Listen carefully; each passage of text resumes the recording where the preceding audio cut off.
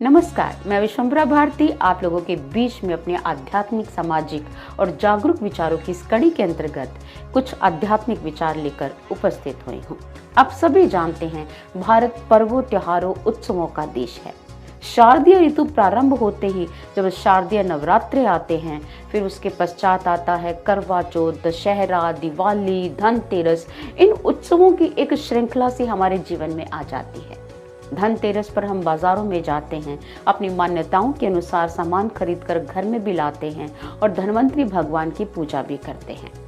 धन्वंतरी भगवान कौन है, इनका हमारे जीवन के साथ क्या संबंध है, आइए कुछ रोचक जानकारियां प्राप्त करते हैं।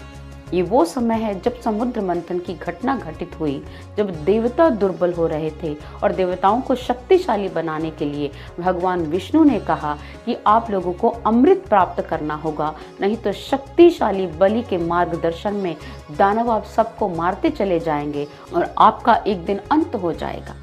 लेकिन ये जो मंथन होगा वो देवताओं और दानवों दोनों के द्वारा होना होगा। इसलिए देवराज इंद्र भगवान विष्णु के मार्गदर्शन में बलिराज के पास जाते हैं और उन्हें समुद्र मंथन का प्रस्ताव प्रस्तुत करते हैं। बलिराज इस प्रस्ताव को स्वीकार कर लेते हैं। बलिराज के मन में आता है कि समुद्र मंथन से अगर अमृत निकलेगा तो वो हमें भी तो प्राप्त होगा। तो ये प्रस्ताव स्वीकार करने में दानवों को देरी नहीं लगी और भगवान विष्णु ने शक्ति बनकर दोनों पक्षों का सहयोग किया।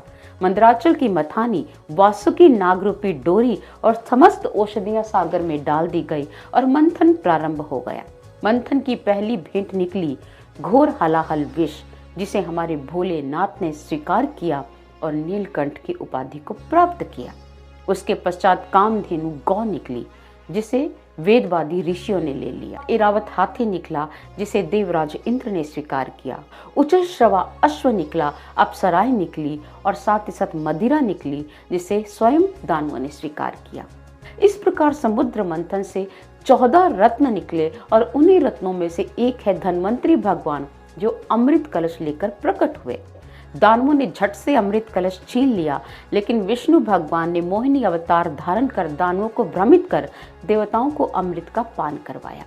धन्वंतरी भगवान ने उस समय भगवान विष्णु से कहा कि प्रभु, मेरा जन्म इस घर्षण से हुआ है, बताइए मैं कहाँ रहूं, मुझे भी कोई भाग और स्थान प्रदान कीजिए। जिस प्रकार समस्त रत्नों ने अपना स्थान पाया है, मैं कहाँ जाऊं। भगवान विष्णु ने कहा, धन्वंतरी, इस महान उद्देश्य के लिए ही तुम्हारा प्रादुर्भाव हुआ था। इस जन्म में नहीं, आगामी जब तुम्हारा जन्म होगा तो तुम एक महान उद्देश्य की स्थापना के लिए धरती पर आओगे। तुम आयुर्वेद को दुनिया में बांटोगे, तुम्हारा वर्चस्व होगा, तुम्हारी कीर्ति होगी, तुम्हारी यशो गाथा दुनिया में गाई जाएगी। तुम्हारे द्वारा आयुर्वेद का अष्टांग विभाजन होगा और फिर उसी शरीर से तुम देवत्व को प्राप्त हो जाओगे। भगवान ने उन्हें आशीर्वाद दिया। धन्वंतरी भगवान की आगामी जन्म की पृष्ठभूमि तैयार होने लगी और उधर काशी में काशीराज धर्म, जो पुत्र कामना से तपस्या कर रहे थे, उनकी तपस्या से भगवान प्रसन्न हुए और उनकी तपस्या के फलस्वरूप काशीराज धर्म के यहाँ एक पुत्र रत्न हुआ और धर्म का पुत्र होने की वजह से ही उन्हें धन्वंतरी कहा गया। और धन्वंतरी जी ने अपने जीवन काल में आयुर्वेद का यह ज्ञान प्राप्त किया देवराज इंद्र से। चूंकि आयुर्वेद का प्रादुर्भाव ब्रह्मा जी से हुआ, ब्रह्मा जी से ये ज्ञान अश्विनी कुमारों को गया, अश्विनी कुमारों से देवराज इंद्र ने ज्ञान प्राप्त किया और देवराज इंद्र से ये धन्वंतरी भगवान को ज्ञान मिला और धन्वंतरी भगवान आयुर्वेद का ज्ञान पूरे मानव समाज में बांटते रहे। और धन्वंतरी भगवान के ही वंशज हुए हैं केतुमान, भीरथ और दिवोदास।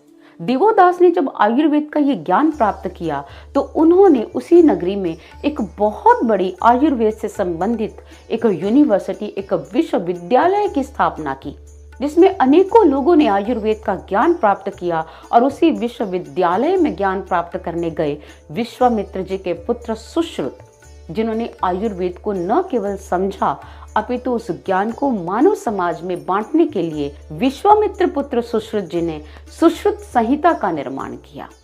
सुश्रुत संहिता आयुर्वेद के जगत का एक प्रसिद्ध ग्रंथ है और बहुत विशाल ग्रंथ है। इसके 5 भाग हैं।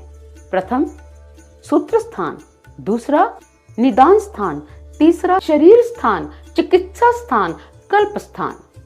ये पांचों भाग अपने आप में महत्वपूर्ण है, लेकिन इसी सुश्रुत संहिता का जो प्रथम भाग है सूत्र स्थान, उसमें अनेकों तरह की जानकारी मिलती है, जैसे वमन, विरेचन, आहार, मासिक धर्म, मल इत्यादि दोष, क्षार कर्म, शल्य कर्म इत्यादि का विस्तृत विवेचन मिलता है।